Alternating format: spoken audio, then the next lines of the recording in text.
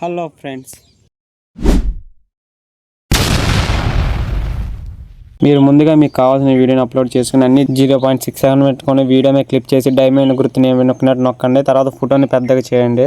Diamond గుర్తు పక్కన ఉన్న దాని మీద క్లిక్ చేయండి. దాంట్లో కొంచెం పక్కన స్క్రోల్ చేస్తే క్యూడ్ కట్ అనేది దాని మీద క్లిక్ చేయండి. బయటకు వచ్చి ఎఫెక్ట్స్ మీద క్లిక్ చేయండి. దాంట్లో వీడియో ఎఫెక్ట్స్ ఉంటుంది, దాని మీద క్లిక్ చేయండి. దాంట్లో షేక్ నొక్కండి. షేక్ క్లిక్ చేసి నేను వీడియోలో చూపించిన విధంగా మీరు కూడా అలాగే కట్ చేసి పెట్టుకోండి. మీరు మళ్ళీ వీడియో ఎఫెక్ట్స్ మీద క్లిక్ చేసుకొని సెర్చ్ లోకి వెళ్ళండి. సెర్చ్ లోకి వెళ్ళి బ్లర్ అని సెర్చ్ చేయండి. వీడియోలో చూపించిన విధంగా మీరు కొంచెం కిందకి స్క్రోల్ చేస్తే ఇక్కడ ఓబిక్ బ్లర్ అని కనబడుతుంది, దాని మీద క్లిక్ చేసుకోండి. నేను వీడియోలో చూపించిన విధంగా దాన్ని అడ్జస్ట్ చేసి కింద ఆబ్జెక్ట్ అని కనబడుతుంది, దాని నుంచి ఆబ్జెక్ట్ మీద క్లిక్ చేయండి. ఆ ఎఫెక్ట్ మధ్యలో డైమండ్ ఆన్ క్లిక్ చేసి స్పీడ్ 20 అండ్ ఇన్ఫినిటీ 20 అని క్లిక్ చేయండి. మళ్ళీ చివరికి రండి, మళ్ళీ దీన్ని 0 చేయండి. మళ్ళీ డైమండ్ ఎఫెక్ట్ క్లిక్ చేయండి, మళ్ళీ 0 చేయండి. దీన్ని కూడా పైన చూపించిన విధంగా ఎఫెక్ట్ లో ఆబ్జెక్ట్ సెన్సిటివిటీ స్పీడ్ అన్ని కరెక్ట్ గా పెట్టండి. మళ్ళీ మొత్తం బ్యాక్ వచ్చేయండి. ఇక్కడ ఓవర్లే దాని మీద క్లిక్ చేయండి. యాడ్ ఓవర్లోకి వెళ్ళండి. నేను చూపించిన ఈ వీడియో నా టెలిగ్రామ్ లింక్ లో పెడుతున్నా. ఈ వీడియోని ఎక్స్పోర్ట్ చేయండి.